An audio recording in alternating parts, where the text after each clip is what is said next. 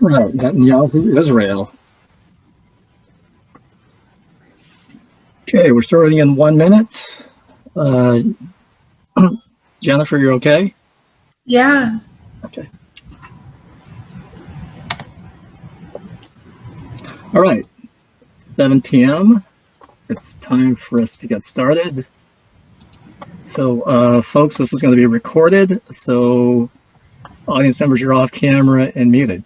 So, here's the countdown. 3, 2. I'm getting off camera here. 3, 2, 1.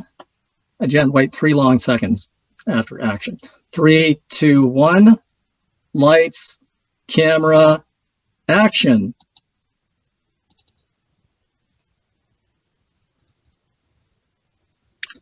Welcome to Idea to IPO. Hello, Hang on. I don't see the record. Hey, Steve. I don't see the record button. The record light. Okay, 1 second. You need to give me permission to record if you want me to record. Well, I was going to record it, but I should have permission as a host. So let me make you the host. Hang on. Bear with us, folks.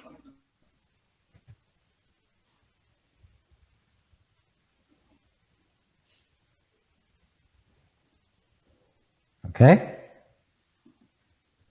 Hang on.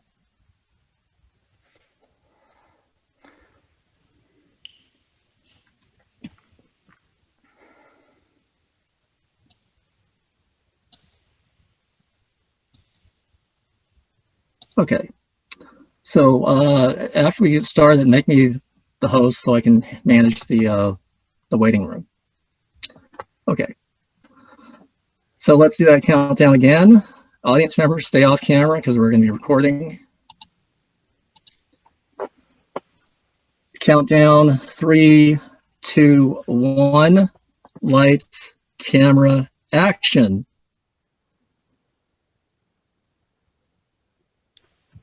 Welcome to Idea to IPO.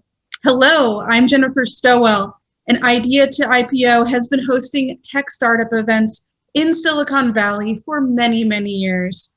We launched officially on February 1st, 2010. At that time, we had no members and no events on our calendar. At this stage, we have over 150,000 members among all of our meetup groups all across the world.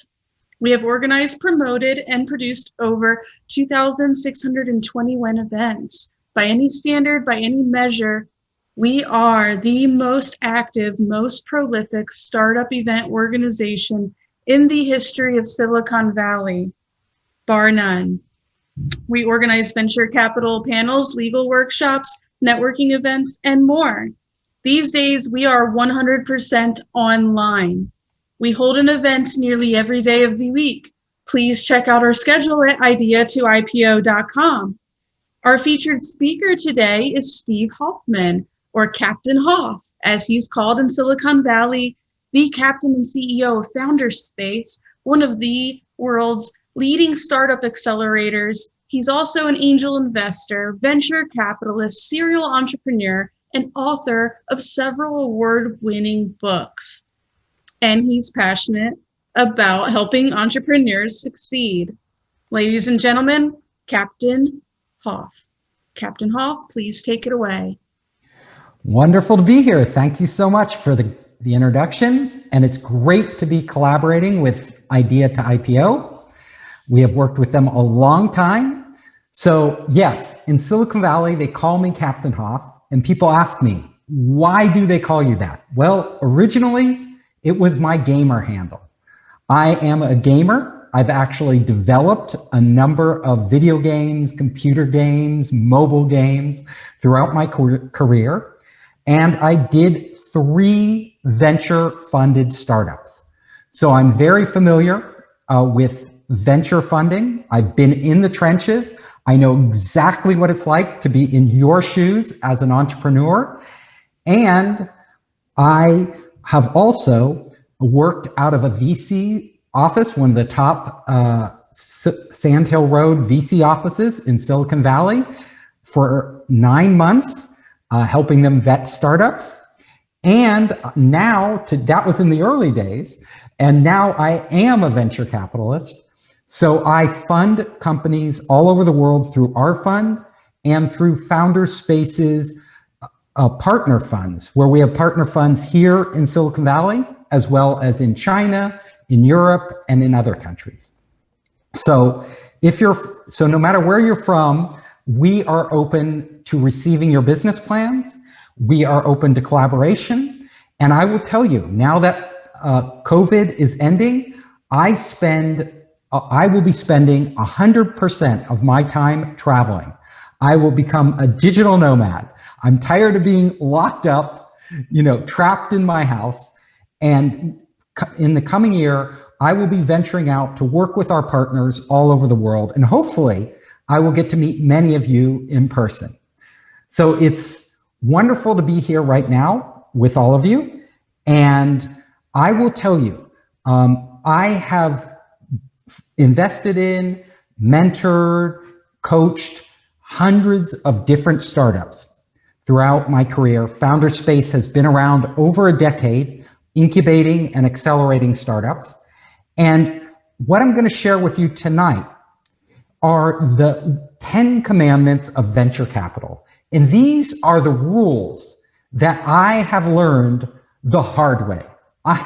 It hasn't been easy, but I have actually, I learned pitching venture capitalists myself, and I iterated on the process, much like you would iterate on your own business to figure out what methods work best. And now that I teach this to entrepreneurs, I can really help them understand the psychology of venture capitalists, the decision-making process of venture capitalists, what venture capitalists want to see in your investor deck, how to approach them and talk to them.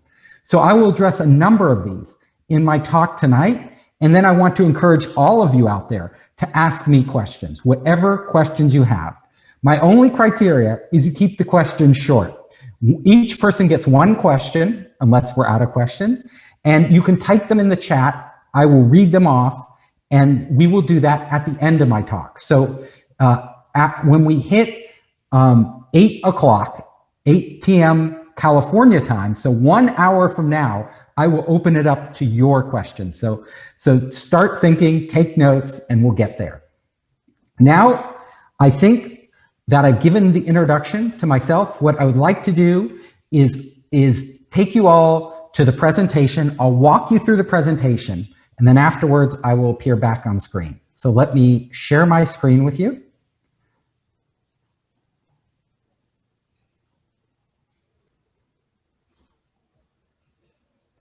One moment.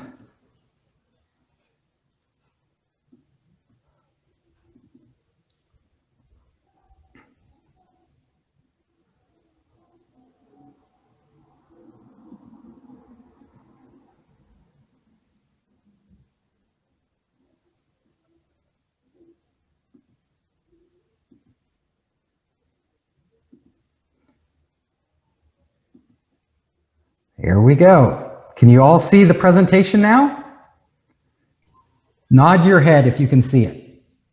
Okay, I see your heads nodding. Awesome. Okay, so this is Founder Space. Founder Space is a global startup incubator and accelerator. We work all over the world with entrepreneurs, and Founder Space is really dedicated to helping entrepreneurs at the early stage of their business. So when you are just getting started, or even after you've raised angel funding or seed funding. Usually by Series A, we back off, but in the early stages, we find it absolutely critical to help startups get over the hump. Now, we have been operating globally. So we started here in Silicon Valley, where I'm located, but we expanded over the past 10 years. Right now, we have over 50 global partners in 22 countries. So that is why prior to COVID, I spent a great deal of my time traveling. We actually have, for those of you from China, we have incubators in many major Chinese cities, including Shenzhen, Hangzhou, Nanjing, Xi'an, Wuhan, and other cities. and I go there often. We also work very closely with the South Korean government, the Taiwanese. We work in Indonesia and Singapore. And then, as you can see from here, we do a lot of work throughout Europe. And I love going to Europe.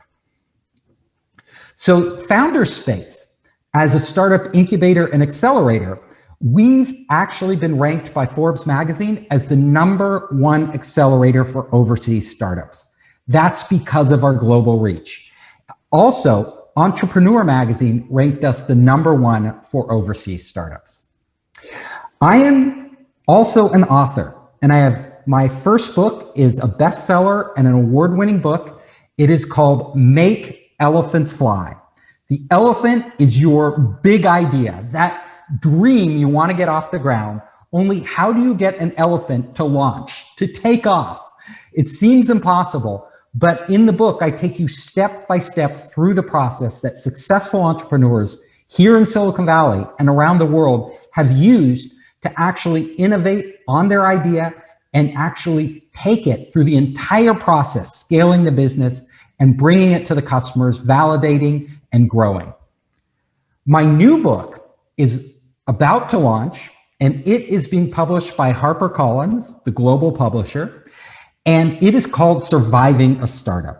And in this book, I go into detail on everything I've learned from my own experience, struggling with my venture funded companies, to the experience I've had working hand in hand with so many amazing entrepreneurs. So what I do is this book is very practical. It gives you really hands-on advice of everything you need to know when you kind of hit those roadblocks. In addition, it gives you lots of inside information, things you wouldn't normally think of unless you've already done it. And for me, that is critical, because this is what we teach entrepreneurs at Founderspace. It's what entrepreneurs really need when they sort of hit those roadblocks and those obstacles and need to figure out a way around. So let me begin. The 10 commandments of raising venture capital. Let's start with #1. The first commandment is investors want elephants. And it's really important because I can't tell you how many times entrepreneurs will go to an investor, a venture capitalist. I'm talking about the type here in Silicon Valley and around the world that want to fund the next big thing. They want to fund the next Clubhouse, for example. They want to fund the next Twitter or Facebook or Google. That's what they're looking for. But the entrepreneurs will pitch them an idea that cannot grow that large. Now, most companies won't grow as large as Google, let's face it. That's a home run. But the rule of thumb is, if you're not going to grow into a company that can be valued as a unicorn, which is $1 billion valuation, which means you have to have hundreds of millions in revenue, they aren't interested. And I think the important thing to understand is why. You can go to a venture capitalist, a tech venture capitalist, and you can say, I will give you 10x returns, right? 10x. And I can guarantee you will get your money back in a year. And here's my company. It is valued at 1 million now. And I just want you to put it in some money, and then we will get you 10x return in 1 year. But honestly, if the investor is only going to put in $100,000, $500,000, or $1 million, let's say it's $1 million even, and you give them a 10x return, that's $10 million. Now, for an angel investor, this might be fine. But for a venture capital firm, it breaks their business model. Now, many venture capital firms here in Silicon Valley and in China and some in Europe too are hundreds of millions of dollars or $500 million. Some are even billion-dollar funds, right? And what amount of gain would a $10 million profit make on a $1 billion fund? It's a rounding error. Those venture capitalists do not care. So you have to trust me when I say venture capitalists, if you're going to get even a 3x return on a $1 billion fund, $10 million is not going to even get you close. Even on a smaller fund, $100 million fund, it's still too small. So most venture capitalists, they want to see a plan that can scale, that can grow. And also, you have to remember, another thing that's in the venture capitalist's head when they look at your company is that they want the return to be sizable, but they also need your company to be positioned so that other investors want to come in. So in companies that aren't growing really fast, you don't see it like a hockey stick, it's not going up exponentially. The companies that grow really fast, those are the ones that get acquired. Those are the ones that can go public. If you are making profit but just growing slowly and steadily, then it's really hard to sell your company for a lot of money. It's almost impossible to go public. So the venture capitalists just aren't interested, and other venture capitalists probably won't come in anyway. So as soon as your company runs into a cash crunch, boom, you're in trouble at that point, because other investors aren't going to be interested in a slowly growing company. They want not linear growth, they want exponential growth. So it's really important to keep in mind. Now, there are other aspects to what venture capitalists consider. The other thing they want is a company they can shovel a lot of money in, because venture capitalists who raise hundreds of millions of dollars or $1 billion, they have to put this money to work within 3 years. So the thing that's limited for them is not their money, it's their time. Their time is the most valuable thing. And they can't sit on too many boards. Like, they just don't have time to do it. They can't analyze and due diligence and track too many companies. They don't have time to do it. So ideally, for these venture capitalists who tend to be a bit lazy, what they really want to do is shove a lot of money into a few companies. So they want to find those few companies who are growing so fast that they can keep shoveling and shoveling money into them and get a big return at the end of the day.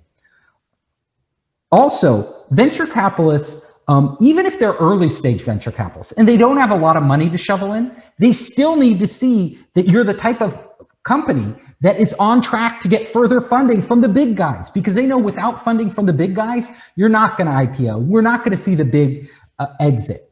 And then the last part of their consideration is that venture capitalists, again, because of their time, are limited on the number of companies they can invest in.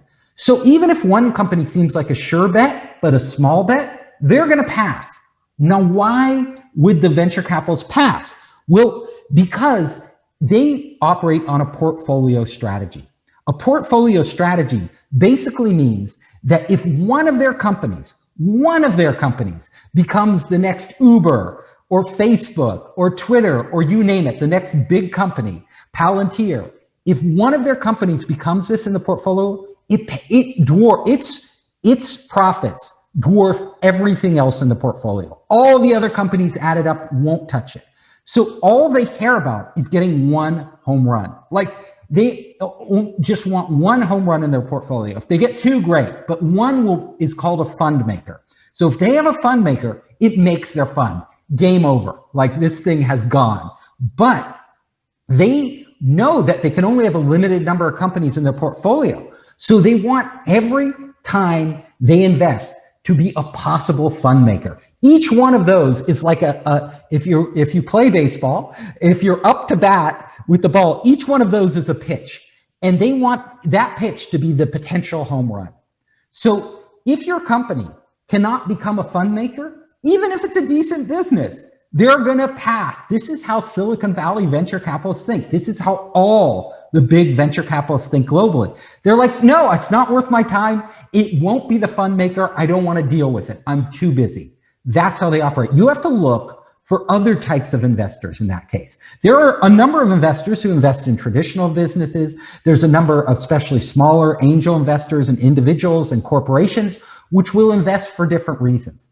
Like, for example, even big corporations don't necessarily need you to be a fund maker, because their priority is not getting the return on investment. Their priority is strategic fit. So if you're a big company like Qualcomm or Huawei, or you name the big company, if you're a big company out there, when you make an investment, a lot of times it's more about building up their ecosystem, selling their products, gaining market share for this company. And you may have a piece of the puzzle that gives them a competitive edge or gives them knowledge that they need. And they will invest in you despite you not being able to be the next elephant. They don't necessarily need elephants. So even if your business is a good business, or you're solving a really hard problem, but it's a niche problem, but it fits, it bodes well with a corporate, they need that problem solved, yeah, you may get money from them. So remember, you don't have to always go to the big VCs for funding. That's one route. It's the most popular route. It's the one we read about all the time. Those are the companies we hear about. We don't hear about the other companies as much because they're smaller. They never kind of make it onto our radar. But it is an alternative for you to consider. Sell the future is my commandment number 2. So a lot of entrepreneurs I meet spend a lot, when you pitch a venture capitalist, in Silicon Valley, they may just give you 20 minutes. Sometimes they'll give you 40 minutes. If you're super lucky, they'll give you more than 40 minutes to actually pitch them. So it varies depending on the company, depending on the VC firm. But honestly, when you sell, those minutes are precious. So when you are in front of a VC, don't spend a lot of time explaining what you have today. It's important to show them what you have. It's important to show them where you're at. But really, you need to spend them, I'm assuming you're early stage. So you're near the beginning of your life as a company. You probably don't have a lot of users. You probably don't have a lot of customers. You don't have a lot of data. So what you need to do is you need to spend time selling them the future, what you will become, because they're not investing in what you are right now. They need to understand it. But what you are right now, what they're really interested in is where you're going and how will you become this amazing company in the future. So you need to spend your time actually showing them how you get from where you are today to where they want you to be. The steps, we call them milestones, that you will be making as you grow. And then we want you to give them a vision of your company 3 years from now, 5 years from now, even 10 years from now. Now, I can give you an example. When Elon Musk launched SpaceX, he didn't just say, we're a satellite company, even though that's a pretty big venture. We're going to be the best, most efficient way to get satellites into orbit. No, Elon Musk said, this company is eventually going to take people to Mars. Right now, we're starting as a satellite company. Here are the milestones we need to reach. We need to build a rocket. We need to test it out. We need to show that it can carry payloads. We need to sign up customers like NASA and governments around the world. We will start delivering these payloads into orbit. And then his vision just expanded. And eventually, we will have humans on Mars. So when you think of that example, I want you to think of your company. What's your not moon shot, but Mars shot? So go, start off with what you have right now, then show them the milestones of where you're going, and ultimately show them the big payoff, the big vision that you have. And that gets investors excited, honestly. They want to be part of the next big thing. It's not, when you look at the psychology of investors, it's not just about the money they put into your company and getting a good return. It's also about their ego, their reputation, their status in the VC community. They want to walk around like peacocks, strutting all their great investments for all their peers to see. Most venture capitalists are very conscious of what other venture capitalists think. And they want to be, like everybody, king of their own little hill. So that means getting the big investments, not the ones that are decent investments, but nobody talks about. They want to be the ones that everybody's talking about. And remember, if they're going to be placing their bets, they're not just looking to get a return for their investors, their limited partners. They're looking to get a return for themselves, not just the money, but really, leaving behind a legacy. So sell them the future. Number 3, know your valuation. So a lot of startups out there, they actually don't know their valuation. Entrepreneurs will come to me at Founderspace all the time and they'll say, Captain Hoff, what's my valuation? And you know what I'll tell them? I'll say, I don't know. Nobody really knows your valuation for sure, especially when you're young, when you have like very few customers, very little revenue. Who knows what you're worth? Your valuation is based more on your potential, the market size, and more than anything else, it is based on what similar companies around you are being funded at. So let me explain this to you. So the way you figure out your valuation, it actually isn't that hard, but it's still guesswork. So most companies out there, when they have their valuation, they don't know it at the beginning. They only know it as they go out into the world and start looking around them. It's very similar to real estate. When you buy a house, how do you know what that house is worth? Well, the real estate agent may tell you, and the real estate agent is like a venture capitalist. That's an insider. So the real estate agent sees lots of houses all across the city you're in, lots of houses in your neighborhood, and studies them and figures out what the going rate for a house like yours is, a house with your features in this part of town, with all the different factors, and, at this age. They figure it out, and then they tell you, oh, you should price your house within this range. If you want to move quickly, price it down here. If you want to move more slowly but get more money, price it up here. That is the valuation of the house. In the venture capital world, it's almost identical because it's a non-liquid market. It's not like the public market where things, you have the prices fluctuating in real time. People are always buying and selling. The market's much smaller. So these transactions happen individually, and it's the only way you can get a sense is to actually see enough deal flow.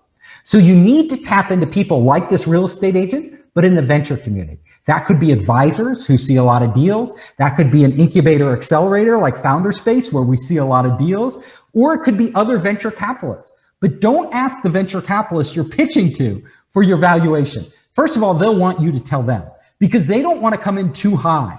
And if they're going to give you a number, it's going to be on the low side. So you don't want to ask them for your valuation. You want to go to other friendly VCs and just ask them for advice, saying, I'd love to come in, for 20 minutes, pitch you my company, and you could give me an idea of what I should be pricing this at. And they're not going to be bidding on it. They're just going to be helping you out. That's very important. There are other resources out there. You can talk to other entrepreneurs in this space. You can talk, most importantly, to lawyers who they're doing the deals, right? They're doing all the paperwork on the deal. A friendly lawyer will really have a great sense for what your company is worth, because they're seeing so many deals. Their law firm is seeing so many deals.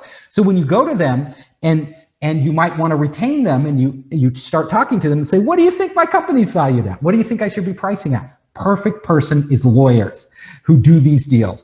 The other way is you can go on crowdfunding sites like AngelList, angel.co. And if you can sign in as an investor, if you're able to do that or get a friend to do that, the investor mode allows you to see the valuation of all the companies listed on AngelList.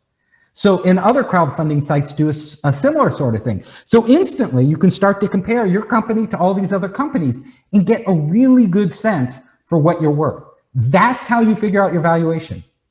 Now, what I tell entrepreneurs is don't err on the high side, but don't go too low either. You want to pick a midpoint. I had a startup founder. He was amazing. He had sold a company before to Adobe. He had an incredible team. He had an incredible product.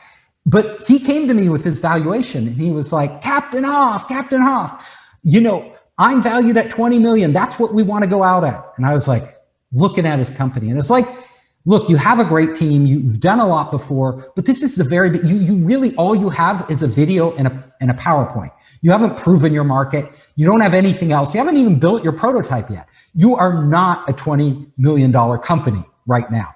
He goes, oh, and I go, look, he wouldn't believe me. So I said, you've been successful in the past. I'll introduce you to three venture capital firms, and you listen to what they say your valuation is.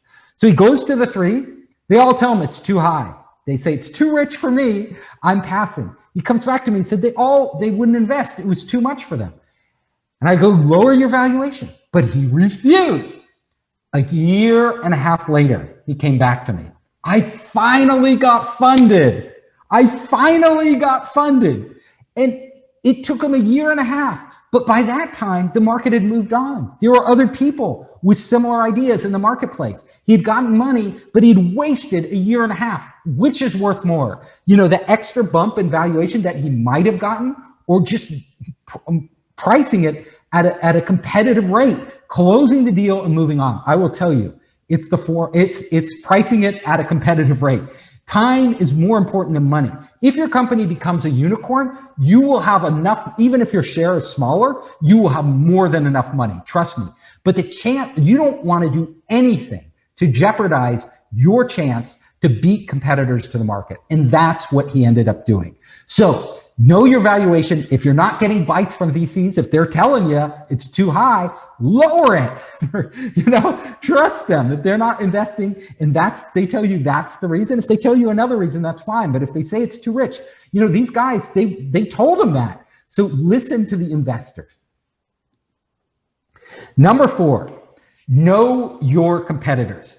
Now, you would be shocked at how many how many entrepreneurs approach venture capitalists without having done a complete competitive analysis. I go to entrepreneurs all the time and I say, who are your competitors? Tell me. And a lot of the time they come back to me and they will say, you know, we don't have any competitors. If they tell me that, I know they haven't done any research, because there's always, whatever you're building, it's almost never totally new. Like nobody's out there. People are doing the same thing in maybe a more antiquated way, or maybe, you know, it's slightly different than yours, but there are people out there solving these problems other ways. There's people out there doing things other ways. Even if it's a new thing like Clubhouse, right? You would say, oh, Clubhouse, they were new, they innovated, they made this audio chat room. But honestly, their competitors are still like, you know, all the other social networks apps out there. You know, the big social networks, that's where people are spending their time. And they needed to show me how they are different. Now, Clubhouse did prove that they are different enough from the existing players that people will gravitate towards them and use them in addition to the other social networks they're using. But if they weren't different enough, if they weren't able to clearly articulate that and why, then why should I invest in them? Because nobody needs another social network. We all know that. You know, you have to offer a unique value to your customers in order to grow rapidly. So, and the other thing I've learned, and I learned this myself the hard way, is before you do a single thing with your company, before you bring on any employees, before you go out and raise money, before you write a single line of code for your product or even map out your product, really get online and Google like crazy. Figure out all the competitors in your space.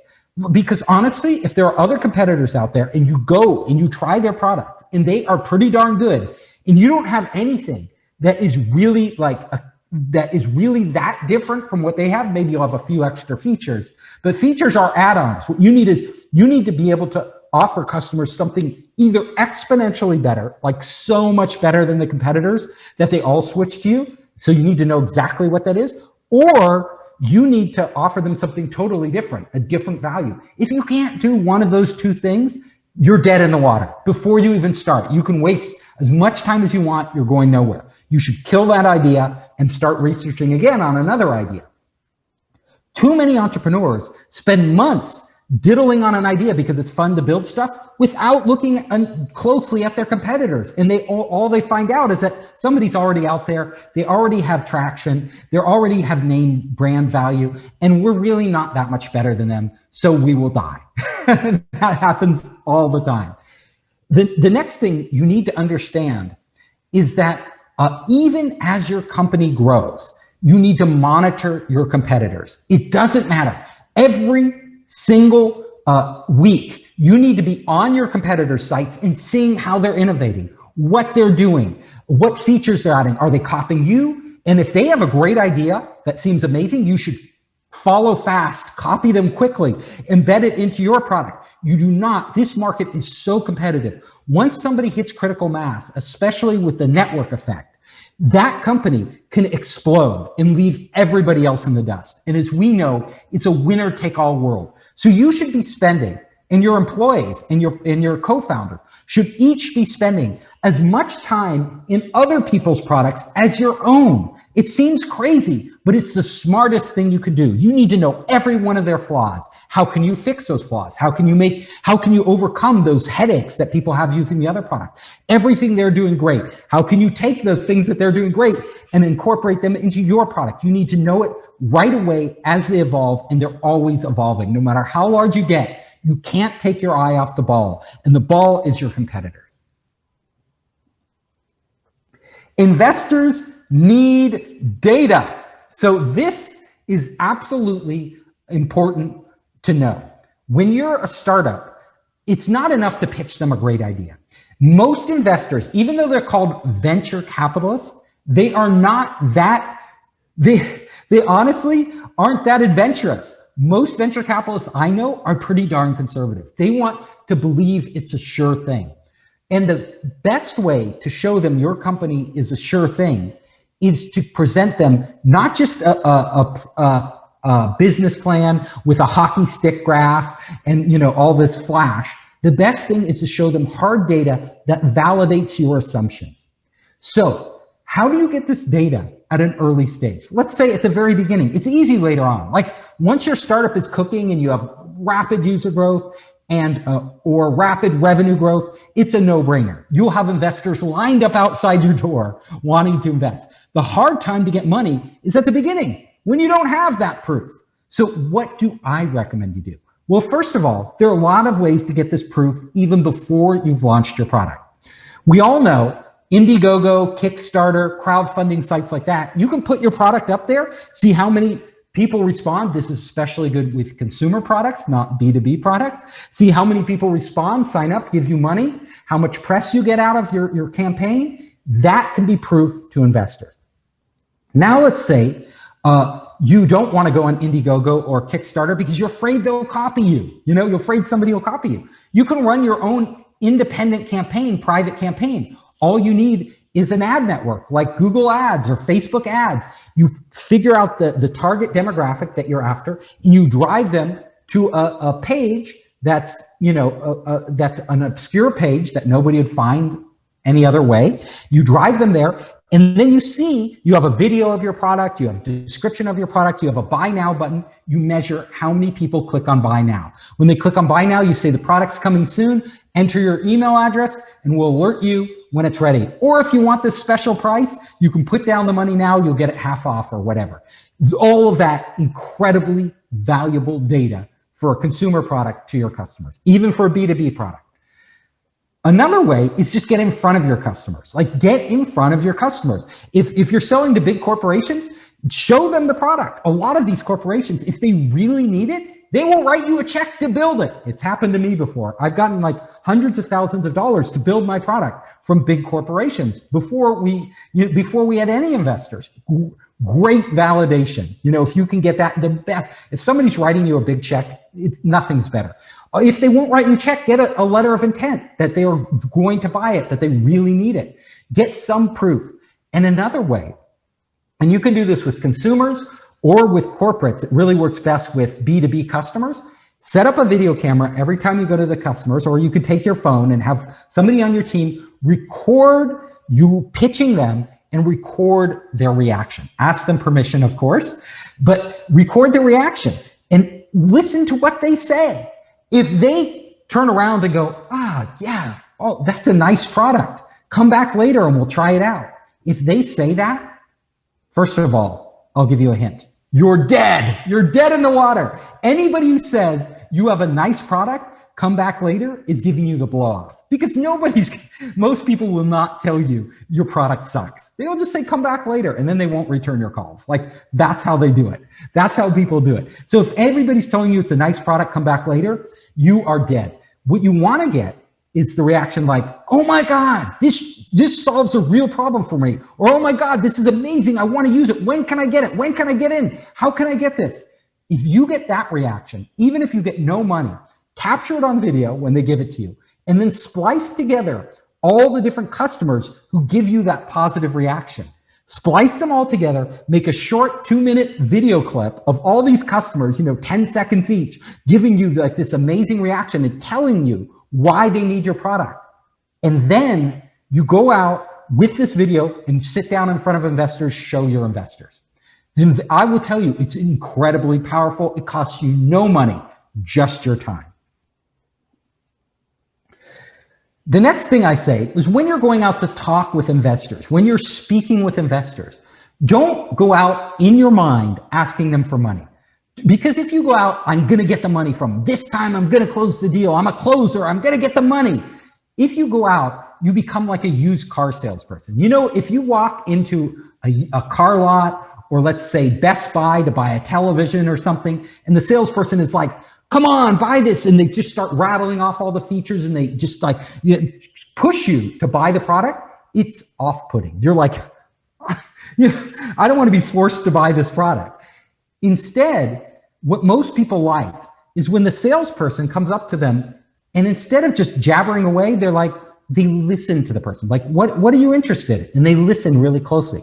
Oh, and then they start showing you. But the entire time they're pausing to let you speak, let you ask questions. In fact, they're encouraging you. Do you like this better or do you like this better? What do you think of this? What type of design? They're really engaging you.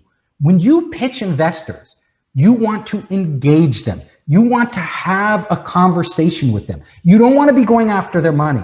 In fact, the best way is to go after their advice. Because if you are sitting there and you're saying, well, what do you think of this of my business? What do you think of that? What do you think of this element? Then suddenly they have to think. They can't just be in the laid back mode, watching you, tuning out because it's the 10th pitch they've had today and they haven't had their coffee and they're at a low. What you want them is to be leaning forward, to be thinking and engaging. So every time you ask them advice, they have to get creative. Oh, what would I do if I were this entrepreneur? How would I approach that? What do I think of their thing?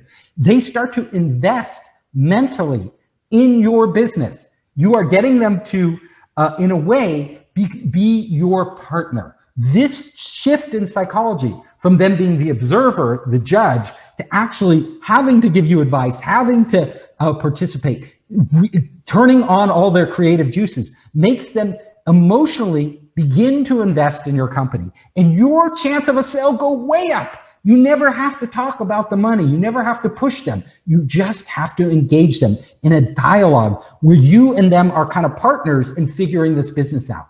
Honestly, that's being a VC. That's what VCs want. We don't want somebody to pitch us. We want somebody we can work with, we can collaborate with. We want somebody who we connect with, who when we give advice, we can have a dialogue about that advice where we can learn something, they can learn something. That's what VCs are there for. And besides the money, they know they're going to give you money, but that's really what they desire. So always seek their advice. Do not seek their money. Make it memorable.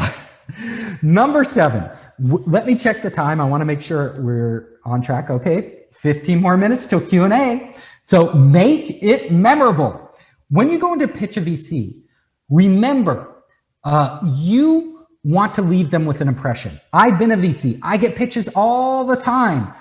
All the pitches begin to blur together. Like, as soon as they're done with a pitch, you often forget it. I go to these big pitch events where they pitch us and we're on stage and all, I take pitches over Zoom. I take pitches all sorts of different ways, but most of them, they don't stick with you. They literally don't stick with you. They come and they go.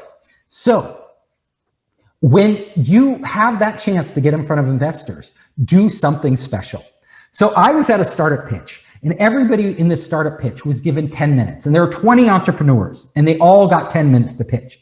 Well, one of the entrepreneurs went onto stage, had 10 minutes to pitch, walked up to everybody and said, I am going to pitch you something really amazing. And he reached behind his ear and he pulled out a little device. And he said, with this device, if you put this device behind your ear, it'll totally change your life, change the way you perceive everything. Then he put it back behind his ear and he said, if you want to know about this device, come to my booth and I will show you. And he walked off stage. I will tell you, after the pitch was done, everybody was at this guy's booth. Everybody remembered him just because he did something different. There was other investor I knew, entrepreneur I knew, who walked into the VC's office. But instead of going in boring like everybody else, a lot of people go into these offices, they all have their PowerPoint and they all go through their slides. These guys dressed up. They were a music site. So it was Tim Draper's office, one of the top VCs in Silicon Valley. They dressed up in crazy costumes. One was their mascot, this animal, and they had this music app they were pitching. And another guy had a boombox. So they walk into the VC's office, which are very quiet, and the boombox was going boom, boom, boom, and they were dancing. And they're like, "Where's Tim? Where's Tim?" And the receptionist didn't know what to make of them, and she just pointed. And they literally danced into his office.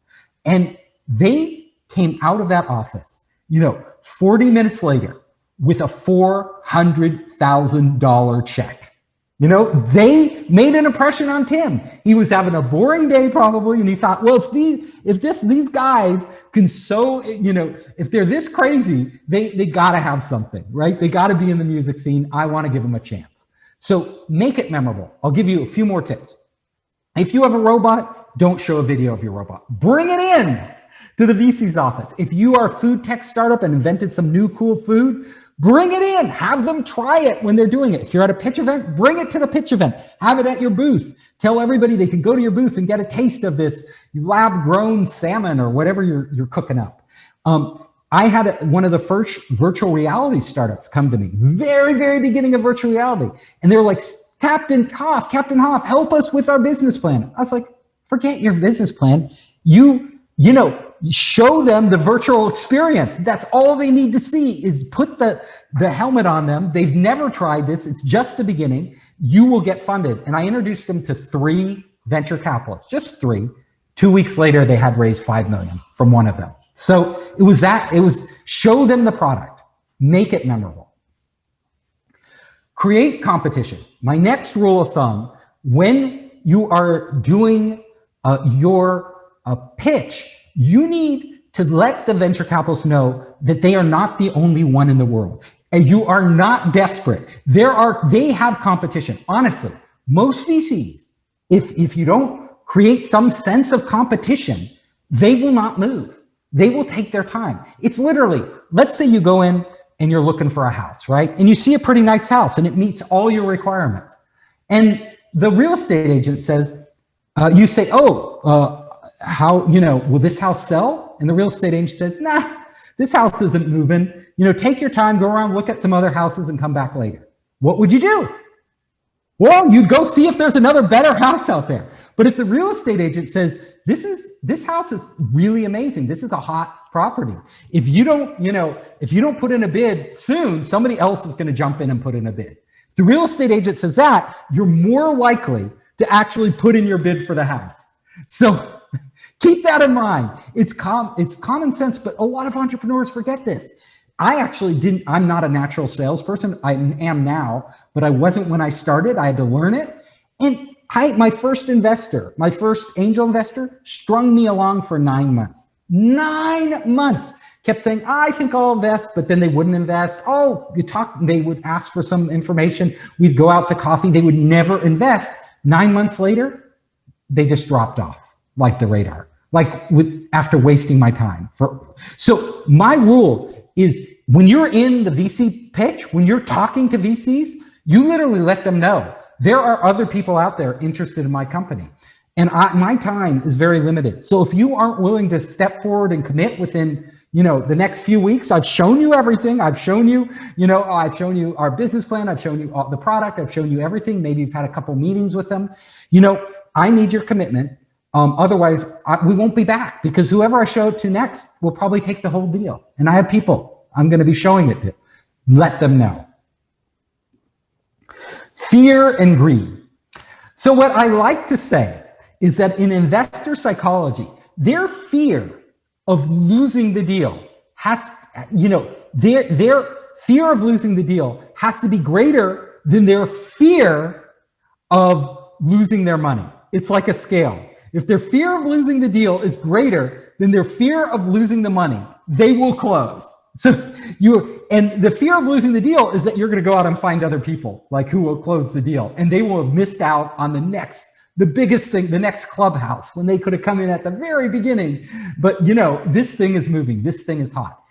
Investors are greedy, and they're not just greedy for to make money. They're greedy because they want to be the one who found the deal. They want to be the one who gets the big exit. So you need to, when you're pitching them, you need to understand that they have their fears. Their fear of losing the deal is one fear. Their fear of being embarrassed in front of fellow VCs is another deal. Because if VCs are in a partnership, if they're in a partnership, they actually care more about what their peers think than anything else. They don't want to be the guy or the gal in the partnership who brought in the loser deal, the stinker. So they have this fear that if they bring in a bad deal, everybody, will be like, oh, this guy is, he doesn't know what he's doing, or this gal, she doesn't know what she's doing. So every VC has this fear. I will tell you, it doesn't matter how big they are, nobody wants to bring in a loser deal. So they have all these different fears. You need to get them so hungry to close that those fears seem not as important. They're really focused on what they can gain. That's how you close a deal. Number 10, the final commandment. I have a rule for closing, and this is really the most important rule. It's called kissing frogs. So when you're out there with investors, each investor is a frog. You look at them, they're just a frog. But you hope as the entrepreneur that if you kiss them, magically, they will turn into your Prince Charming, make all your dreams come true, carry you off to the castle, give you all the wealth you ever dreamed of. That's what you hope as an entrepreneur. Every entrepreneur wants to meet their Prince Charming. But my rule is only kiss the frog 3 times. If you kiss the same VC 3 times and they do not turn into your Prince Charming, it's just a frog. Walk away. Go find another frog that you can kiss. And this rule of 3 is really important. The first pitch, usually when you pitch an investor, you cannot close a deal on the first pitch. Although I got good enough where I raised like 6.5 million on the first pitch. Literally, they put down a term sheet. I had just met them. They didn't want me to walk out of that office. They wanted to make sure that I had the deal. They're like, here's the money. Most people, it's really hard to close on the first pitch, especially with a larger VC firm, because they want they need to, as protocol, introduce you to their other partners. So you do the first pitch, and then you ask them at the end of the first pitch, who else needs to be in the room to make a decision? So the second pitch, you make sure everybody is, other people are in the room who need to make a decision. A lot of times in a big firm, or one of the established firms, they'll bring in 1 or 2 other people in the second pitch. And they will have to validate the idea. If they all agree that this is a good idea, then they take it to a partner meeting. Partner meetings where they have all the partners, maybe 12 people around a big table. And every partner has to agree, it has to be consensus, that they will close the deal. Well, my rule of thumb is whether it's an angel investor, a seed investor, a corporation, a venture capital firm, give them 3 shots. Usually by the 3rd shot, they know everything they need to know to make the decision. And if they aren't making a decision, and a lot of them will say, we'll come in, but we don't want to be a lead. And that does you no good at all. Like, you need leads. If you're what you need when you don't have money is somebody to lead the round, somebody to step forward and say, I'm investing and I will bring in the other investor. If they want to follow, all they're telling you is you haven't sold them. They're literally saying, I want to sit back on the sidelines, wait, and see if you do all the hard work and find somebody else to invest, then I can decide if I want to come in or not. That doesn't do you any good because you already had found another investor. And so what I tell people who don't want to lead, I literally say, if you don't want to lead, I can't guarantee you'll be in the round. Like, literally, you're out. And I have found I have to give them a deadline, like a week or 2 deadline. And I literally say, if you can't make a decision in this amount of time, we're moving on. We're going to other investors. And it really works. Usually the maximum chance of closing a deal is around the 3rd or 4th pitch. The third or fourth pitch, like they're prime. You have to push them off the fence to make a decision. And it's better to get a no from them. And I've done this to major VC firms in Silicon Valley. They were like, well, people are away on vacation. We can't make a decision this month. And I go, well, then if you can't make a decision this month, you can't be in this deal. They were shocked. Like I said that. They were shocked. I was like, I'm not going to wait, because I knew if they wait, nothing ever happens. They're on to other deals, because investors are getting pitched every day. The hot investors, they're pitched every day. They forgot about you. So literally, by the third pitch, my rule is you're literally laying down the law. You're basically saying, you got everything you need to know. I need to know your decision. If it's no, that's fine. That's totally cool. Then it frees you up. You can mentally, if they don't commit, you just cross them off your list and never go back. You move forward. That is the rule. They are a fraud. If you can remember that, it will really empower you. And the more empowered you feel, the more in control you are of the process of closing deals, the more they respect you. If they think you're going to walk away and you don't need them, then they really want to invest. I had literally one of the second largest hedge funds in the world, the chairman of that company, the guy, the genius. And I did the same technique, and he basically said invest. He said invest over the objection of his underlings, and there were a bunch of them in the room. They were like, maybe we should not, because I needed to close the deal. It was literally right before Christmas, like Christmas is coming. And I knew if Christmas came, literally they would be off to other deals in the new year. Like, a month would go by and nothing, by then it would be dead. So I literally said, you have to invest in the next week. Like, I need your commitment in the next week. And they made it. They did it. Careful what you wish for. At the end of the day, don't just be selling investors, be vetting them. Not all investors are great. There are a lot of bad investors out there. So when you find a VC who's interested, ask that VC, I want to talk to some of the startup founders that you have invested in, and not the winners. I want to talk to some of those who lost your money. Because honestly, if the ones who lost this investor's money are still on good terms with the investor and will say nice things, then this investor is probably a decent person. Because when they say when the shit hits the fan, that's when you really know who is who. Their real personality comes out, and some investors can be total jerks. And your company might run into trouble. More often than not, it does. You hit a rough patch. And if your investors are jerks, it's a nightmare.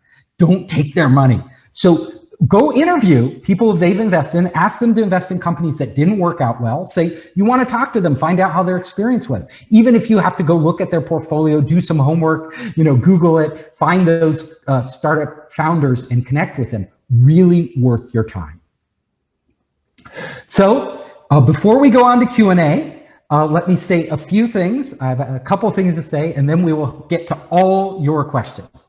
So number one, if you're interested in any of my books, Make Elephants Fly is out right now. Surviving a Startup is literally coming out in April, so it's perfect timing. Just go to founderspace.com/books, and you can you can see all our books there, and you can check them out. If you like this talk, you'll love the books because they're in the same lively. People say it's like I'm talking to them, so I'm talking them through the books and giving them all the details. The other thing I want to say is we're offering a special offer through Idea to IPO, our partner. So if you really enjoyed this talk and you can't get enough of me, if you're tired of me, that's fine. I won't take offense. But if you like this, you will love our online startup program. So in our online startup program, we cover the 10 commandments of raising venture capital, which you just heard. We cover 9 other topics in depth, why startups fail, secrets of venture capital, bootstrapping your startup, startup survival guide, startup minds, art of public speaking, hunting unicorns, selling ice to Eskimos, all sales, startup rainmaking. But not only that, we offer you our complete online startup kit, which is a resource packed of kind of, it has a lot of links and downloads to all the different information you would need for your company. Lots of free legal stuff and everything that we've compiled over like 10 years we put on there of the best stuff. And lastly, the program goes on and on. So we send you all this other business advice, all these other business lessons that can really help you in your business. and you get access to it for 2 years. So just go to founderspace.com, Eventbrite. It will take you to the Eventbrite page where you signed up, and you could just click on it. You can buy it for $25. Normally, the corporate price is $100, so it's 75% off, and the student price is $50, so it's still 50% off even the student price. So you go there, and if you want it, you can get it. Now we will go to all of your questions, and I am excited about this. I will end my sharing, and I will be right with you.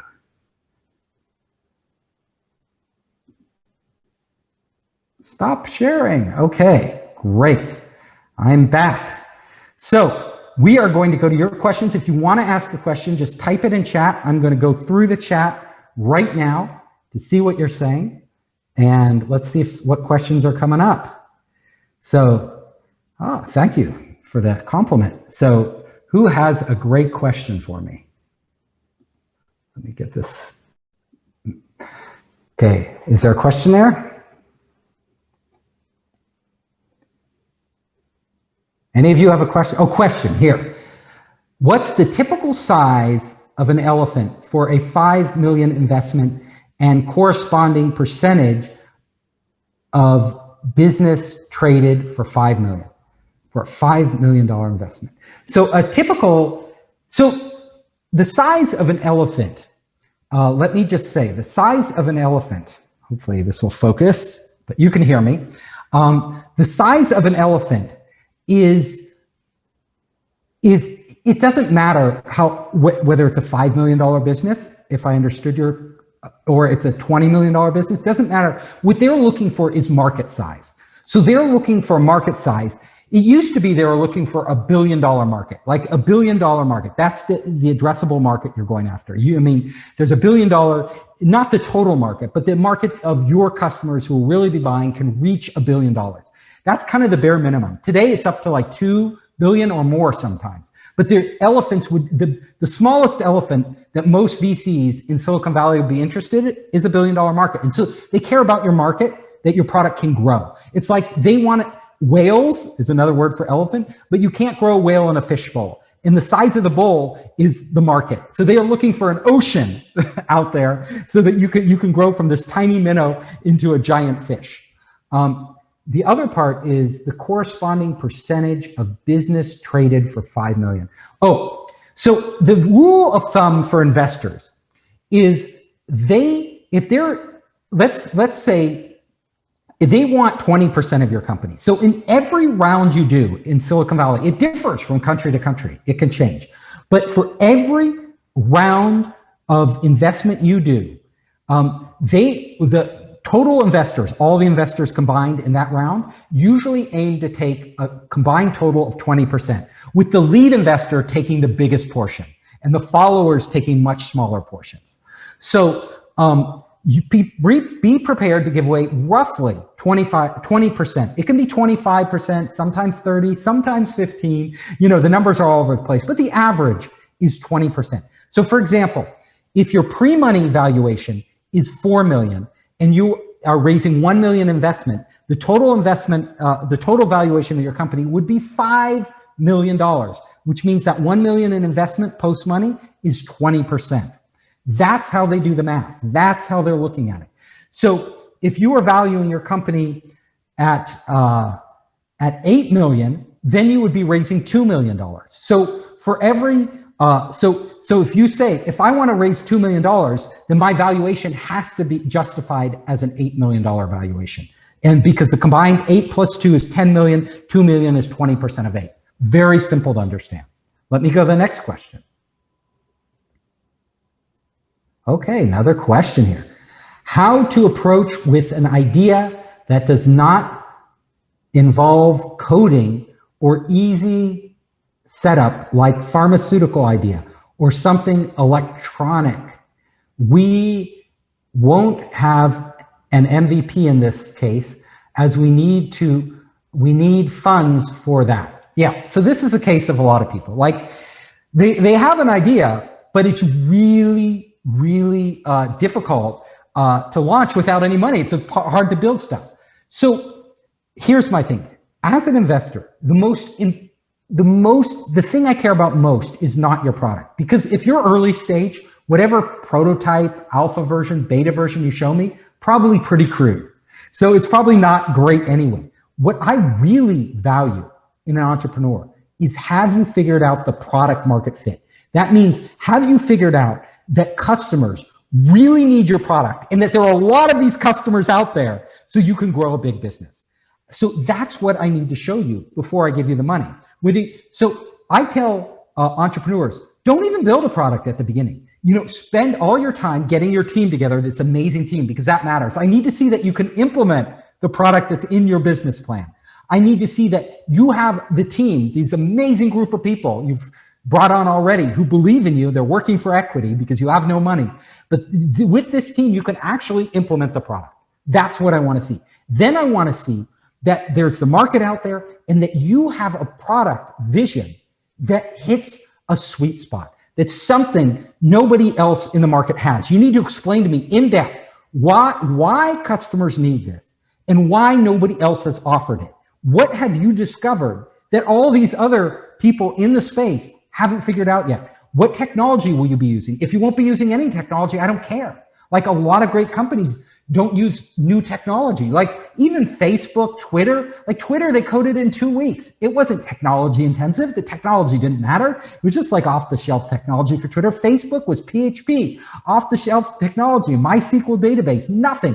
All their big advances came later after funding. So really, technology is much less important to a smart investor. The smart investor is like, do you have the team to implement this quickly?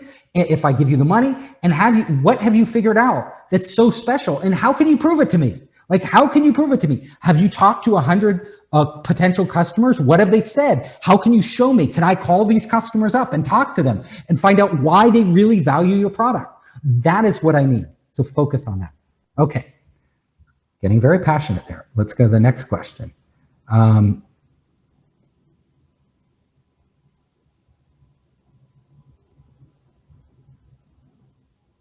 Okay, I think this is the next question. Question. It's great when you type question there. Our team is confident we have a unicorn idea on hand. Awesome, you have a unicorn. Advanced technology, great. Part of the idea is proven with a prototype. Good, you've got that done. There is a part that requires big funding. Would you be willing to spare 10 minutes 10 minutes on a phone call to hear us out? You can use time to give us friendly advice and to interest VCs. Okay, so let me explain. This is what I like, is what most investors like. Like, we get lots of pitches. So I get literally, Founder Space itself gets thousands of pitches a year. Every day pitches are coming into us. Like, it's crazy. So we can't know which is great. Now, when you approach an investor like me, like somebody else, first of all, what you want to do is write a really short email. Like, investors do not like to read long emails. Like literally, we get so many, we glaze over. Like, if it's long, we'll read the beginning and we'll jump to the end. And I'm dyslexic, so I'm even worse than the average investor because if it's too dense, I just can't handle it. So what we want you to do is write, and what I tell entrepreneurs to do is write a very simple email. In the first line of your email, put in what your idea is, like literally 1 or 2 sentences. We're doing X, Y, and Z. So then I know, like, am I even interested in this? A lot of them I'm not interested in. Like, I invest much more in software than I do hardware, although we do some hardware. I invest less in biotech, but we do some biotech. So I'm a big software guy. I just love software. If it's hardware, I'm always looking at what the software is and how that will hook in customers.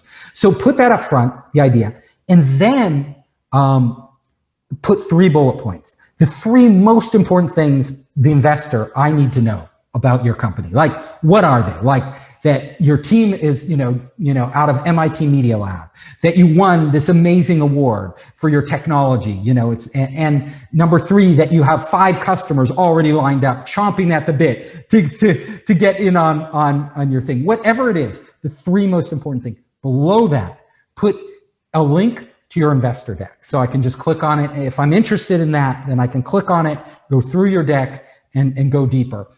And if you, even better than investor deck, even better is a video. You know, as you've seen on Kickstarter and Indiegogo, like what do? You read all that text below, you know, on the page? No, you watch the video, right? You watch the video on Indiegogo and you're like, oh, this is interesting. Then you'll start reading the text.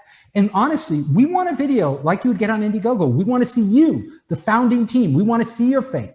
We want to have you explain to us in very simple terms, what is your idea? And show us what you're building, even if it's a mock-up, even if it's a 3D model, even if it's sketches or whatever it is, you know, if you have a prototype. We want you to visualize it for us in this video so that we can look at it and make it easy on us, right? Like we're getting a million pitches, and I'm not talking just myself, I'm talking every VC out there. Wow us. And if we look at that video and we're like, oh my God, I get this. This is amazing. Then we'll set up a phone call.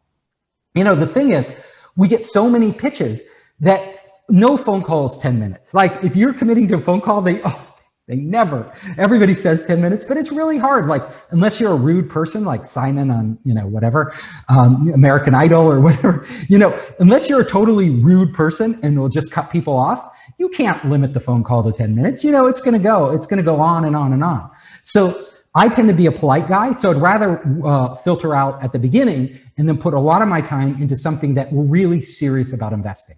So at Founderspace, we have two levels. We have my time, right, which is very limited because I'm the CEO and chairman, and I do a lot of stuff. But we have our team. So a lot of the ideas go to our team, and they vet them first because we get so many. And then once they think I would be particularly interested, they contact me. If they think other investors are interested, they would contact them. We also have a site, which you'll see linked from Founderspace when you apply, is Founders Edge. And that's where you can go, you can upload, you can make a profile, you can put your thing, and we connect investors and entrepreneurs there. So that's my long answer to your short question. I try to be totally honest with people. Like when I give feedback to entrepreneurs, I don't sugarcoat it, but I'm never mean, right? So I just tell you what I think because I think you're mature and you should know, and I don't want you to waste time, but it's one opinion, you know, it's my opinion. So I'm wrong, you know, half the time, I'm right half the time. So I'll get other opinions. That's my advice. Let's see if we have another question here. Is there a different approach if you were let's see, is that a question? Question. Fair enough, Steve. Short email and video is our way to get, okay. Will you receive 2 emails? So go to Founderspace/contact us, and they'll forward it to me. So just go to Founderspace/contact. And you can reach me by email. I'm also on every major social network. Just search for Founderspace. Literally, I'm now on Clubhouse a lot. You can go to Founderspace. You can connect with me. I'm on Instagram. I'm on Facebook. I'm on Twitter. You name it, I'm there. So it's all Founderspace. In terms of, you had a follow-up. What type of reception are you seeing in the crowd equity funding space? Are any deals working? Failing? What deal terms are important to establish to ensure future fundraising isn't compromised? So there's a lot of crowdfunding going on. You know, they upped the limits now to $5 million, which they're implementing for crowdfunding in the United States. So that's going to make an enormous difference. You can literally get your Series A from crowdfunding. Like you don't need to go to VCs. Isn't that awesome? There's a danger in that. I mean, you're pitching inexperienced investors. You got to read the fine print on those because if you make any false representations, they can sue you. And VCs tend not to sue people because honestly, it's not their money and they're usually time strapped. So they don't want to waste years in a lawsuit. But individuals, you know, they will sue you. Like especially people who've lost their life savings, you know, they're like, you know, this $100,000 I gave you, that was my retirement money. I'm coming after you. And so you have to be really careful when crowdfunding that you, angel investors, accredited angel investors, you know, they have to have a certain net worth. They have to have a certain income. They tend to be less likely to sue you, although the chance is higher than venture capital. So venture capital is the lowest 1% chance that you'll get in a lawsuit, then angel investors, and then crowdfunding from anybody out there. So be careful. It's also people's money. You don't want to scam them. So whenever you're pitching investors, be totally honest. Crowdfunding scene, it's pretty good. So I tend to be a venture capitalist. I have enough deal flow. I don't really participate a lot in the crowdfunding sites, except maybe I've done AngelList. Like especially in the early days, I was on AngelList doing a lot of AngelList deals.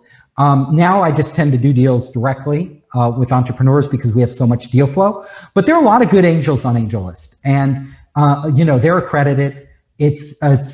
So they tend to be a little more professional than like the other open-ended crowdfunding sites where anybody can invest. So just weigh the odds. My gut feeling is, this is my feeling, and I will give it to you personally. If you can't raise money from an accredited angel, you should not be raising money from people who don't know what they're doing. Honestly, people who just read about all these unicorns but have no clue as to whether your startup is good or bad, they're not validating your idea because they know nothing, right? If I'm an investor, like a venture capital, and I see you raise money from all these people who are just average Joes and Janets out there, I'm going to be skeptical of your company. I mean, I would see that, people are interested. That would be something, but it's not like you raised from an experienced angel investor. That would make a difference to me. I would be. And so my personal ethics are, if you can't raise money from experienced investors, don't raise the money. And that includes friend and family. Like, friends and family are great, but if you raise money from Uncle Joe or Aunt Sally and you lose their money, that can ruin your relationship forever. Your best friend too. So they don't know what they're doing. Raise money from experienced investors, and later, if your friends and family want to participate, give them some shares for free, a small amount. Then they'll be happy if you go public or sell. But if the shares end up worthless, they don't care. They haven't lost anything. You were just nice to them. In fact, you can go cry on their shoulder. Let me check the time. 8:15, 15 more minutes. Okay, great questions. Question: what's your view of NDA signing before someone pitched their idea? So this is my honest view. Do not make investors sign NDAs. It's first of all, any serious venture capitalist in Silicon Valley won't sign. Why? Because we see millions, we have thousands of deals coming into founder space every year, right? I'm sure one of the other pitches might be like yours. And I don't want to get sued as having passed your idea on to them, even if, I did nothing, which is, we never pass ideas on. We never share them. We're very confidential because it's our responsibility. Our reputation's built on that. Most investors are the same way, especially established firms like Founder Space or big VCs. Angels, you never know. But honestly, you can get angels to sign NDAs. They're more likely. A VC firm won't. An incubator won't. We just pass, But angels might. But NDAs aren't worth that much. Your biggest thing is that people, before you engage anybody with your idea, whether it's an advisor, an angel, even a venture capitalist, if you look at their portfolio, what have they invested in? Like, sometimes it's public. Like in venture firms, they'll list all their companies or most of their companies. Sometimes the more recent deals won't be on there, or their bad deals won't be on there, but you don't have to worry about the bad ones. They're not investing anyway. So you can look at their portfolio and you can see if there's a conflict. You can also, and I encourage you to do this, just email them back saying, do you have any companies, here's my company. You send them the 2-sentence one. Here's my company. Do you have anything in your portfolio already like this? If they say yes, don't pitch them. Just go on to the next investor. If they say no, they have no reason to lie. They're getting so many pitches. They don't have time to waste. They're not out to steal your idea. They're venture capitalists. Their job is to invest. They're not going to do a startup. Most venture capitalists, they're venture capitalists because they don't want to do a startup. It's easier to invest than to do a startup. Doing a startup is really hard. So they're in the catbird seat. They love it. They don't want us to do a startup. The worst that a venture capitalist will usually do is, if your idea is really close to one of their startups and they are not ethical, they will pass your business plan along to that startup in their portfolio, or they sit on the board. And if they're on the board, they're part of the management making decision. And if you pitch them, they can't help it. They know your idea.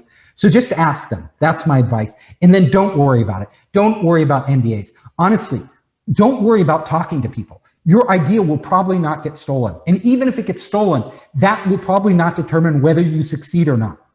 The biggest factor. So somebody stealing your idea is this much, whether you will fail. Like that's the chance of your failing. You failing to execute is this much. So if you're worried about this much, you're worried about the wrong thing. This is nothing. Stealing people is nothing. Your failure to execute is your biggest risk. And what will kill you in executing is if you keep your idea a secret. If you don't go out to people, if you don't get as much feedback as possible, learn as much as you can, and move as fast as you can. Those are the things you need if you are going to be successful. So really, you can reduce this giant risk. The more people you talk to, the more feedback you get, the more you penetrate the market, the lower this execution risk goes. And that requires you to be engaging with advisors, with customers, with venture capitalists. Honestly, the first time you put out a product and it's anywhere on Indiegogo, Kickstarter, or even a beta online, and a journalist writes about it, everybody's going to know about it. Anybody who wants to is going to know. So don't worry about keeping it a secret. Just move fast and get as much information as you can. Okay, next question. We are building an esports for trading and investing with Insider. I know you guys. I know Insider. We have made our product live and have gotten about 100 users organically. We have been super lucky to have investors reaching out to us, but it hasn't resulted in investment. Most VCs don't want to say yes or no. I know that. That's what they never say yes or no. They always say, you're a little too early. You know, that's their answer. Their no is you're a little too early. A little too early, it's really a no. Or I don't want to lead, find another lead and come back later. It's a no. That's what they're saying. But they don't want to say no because you may turn out to be the next hot thing. You know, so they might want to jump on board later, and they didn't want to say they rejected you. But it hasn't resulted in investment. Most VCs don't want to say yes or no. They want us to update them, of course, every few months. How can we speed up the process? Okay, so Sam, we know each other. Sam and I know each other. Sam actually pitched me his company. So I made a few introductions for you because Sam's an awesome dude. He has an incredible podcast. He has a great book. He's like an amazing guy. Go to insider.com. Check it out. Become one of his beta users. So he's super nice. So Sam, I'm glad you tuned in today. It's so wonderful to have you here. I made a couple introductions to you. I usually don't make a lot of introductions because I'm super busy, and I apologize that to people out there that I don't do more. It's just like a matter of like how many hours in the day do I have? But I think Sam has something. I think it's really cool. I haven't spent enough time with it, honestly, to go deep on it. And I know I should. I'm moving right now. Insider is really what you need to do, Sam, is part of what I was saying. First of all, these investors that just want to hang on, I call them fence sitters. They're sitting on the fence. You need to shove them off. You need to clear them off. You need to literally say, we're moving forward. I have a lot of people to talk to. We're generating a lot of interest. Will you make a decision in the next week? If you won't, I can't promise I'll be able to come back to you. There's too much going on. So literally, if you want to make an investment, even a small investment, let us know now. You just have to say that to them. And if they don't respond or they say don't update them. My point is, do not update them every month. That is not your job, is to update investors. That's like, you're selling a house and the person comes in and goes, I think I might be able to find a better house. I'm not sure. But, before anybody comes and makes an offer, please call me. You're like, why? Like, I don't need to do this. If you want this house, buy it. Like, put an offer on the house. If not, the house may be gone. Like, I'm not checking back with you, You just have to be that way. Like, that's human nature. It's human psychology. We don't make decisions, especially big financial decisions, until we have to. And it's better to know fast. And so what you want to do, set up a call with them, use the time valuably. Get on the phone and say, look, I'm really busy. Things are moving fast. I can't, come back to you. I can't keep you updated every month. We're probably going to close a deal. So, anyway, it will be a moot point, right? Updating you. So, what I want you to do is if you want to invest now, great, let's do it. If not, you please help me understand why you won't invest. What's holding you back? Like, is it that we're just not far enough along? What data do you need? What could I show you that would make you invest? Ask them, because then you start to get a feel for where people are hung up. Maybe they didn't understand something about your product. Maybe you didn't give them the right user data. Maybe there's some other factor that's out there that you don't realize that the investor needs, or maybe they just need to understand that there's nothing they need. They're just, they're just waffling, and they'll make a decision and say yes once they talk to you, and they find out, well, really, there's no reason for me not to invest. I don't know. And then you'll be like, well, then are you going to invest? If there's no reason not to, are you going to do it? They say yes, they're an investor. If they say no, that the chance is like, by meeting 3, that after that it goes exponentially down to almost 0. Like by meeting 5, 6, and 7, they're never going to invest. Like they're just looky-loos. They're not going to do it. You need people that are passionate, and you need to close the deal. So that's my advice, Sam. I hope it helps. Really cool. Let me check the time, because I know Rob, who set this up, 6 more minutes. He wants me to end exactly on time. So how long should be the demo video we send by email? Oh, good question. Yeah, so the demo video is essential. It doesn't have to be high production value. It has to look decent. Like, don't have it out of focus, shaky camera. Get a tripod, please. Do some basic editing. Get somebody to do some basic editing. But, it doesn't have to be full of special effects. It doesn't have to be the next YouTube hit. That's not your goal. Your goal is to be clear, concise, and informative, right? If you can put a few bells and whistles in there, great. But like I had Sam, he made a great video, by the way, really good video. But then his product changed, so he had to remake the video. Like, he was like, oh man, I made this great video, and now I have to remake it because our product's evolved. And I'm like, so make a video that you can make quickly. Like literally you talking, showing them some screenshots, showing them a PowerPoint, just quickly, so that you could make that video every week and not have to. It's like literally making the video should be almost as easy as updating your PowerPoint. It's never that easy, right? But make it so that in a couple hours every week, you could literally reshoot that video, and have it. Although you won't have to do it every week, you may have to do it every other week. That's just the way it is. So how long should it be? No, 5 minutes max, honestly. Look at the Indiegogo videos, like the Kickstarter videos. How long are they? Like, and how long do you watch them? Like, the first minute is the most important, right? The first minute is critical. You got to give them the critical information. I could talk a long time about this, about what problem are you solving? What traction do you have? All that in the first minute. Why is this so valuable? Why is nobody doing this? All that in the first minute. And then the less important stuff, as you go along. So, first minute, really important. Second minute, less important stuff. Third minute, usually by 3 minutes, it should end. Come on. If you can't, 5 minutes max. If you're a sadist, if you really want to torture your investors, make it 5 minutes. But if you keep it shorter, more people will get to the end. Remember, Mark Twain said famously, if I had more time, I would have written a shorter letter. Meaning, making something short is actually harder. So just what you need to do is pull out the most essential information. It doesn't have to be your entire pitch. The stuff that will get the investor jazzed and let them know there's something here worth seeing. Put that in the first 2 minutes and leave everything else out. You don't have to show them every feature. They don't care. You don't have to just talk about, the intricacies of your business model. They don't care. They just want to see that this is a cool idea. Somebody really needs it, and it's a big market. Okay. That's what they need. Show them those 3 things and you're done. And if you can get it down to a minute, kudos. Mark Twain would be proud of you. Let me check the time, because Mark's a stick. Yeah, 3 more minutes. Okay, we're almost down to the wire here. Question: is it important to buy expensive market research reports? Oh, expensive market research. I've often wondered that. Is it important? I never did. Okay. I Google it and I kind of take the top line information. Usually in these market research reports, they're sold to corporations, and that's why they're so expensive. They're not sold to entrepreneurs.